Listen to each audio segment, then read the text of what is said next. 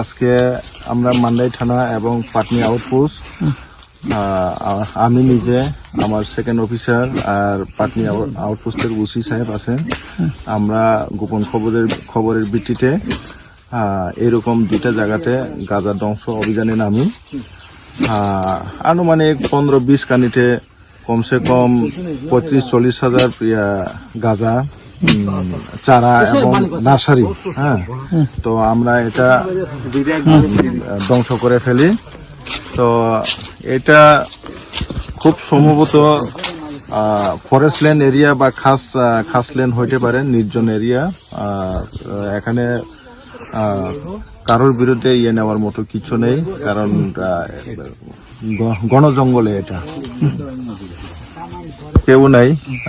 বাগানে একদম সিমসাম জায়গা, কেউ ছিল না। হ্যাঁ, কেউ নাই, পুরা জঙ্গলের ভিতরে। তো কাউকে শ্বাস করার মতো, জিজ্ঞাসা করার মতো কোনো লোকও নেই।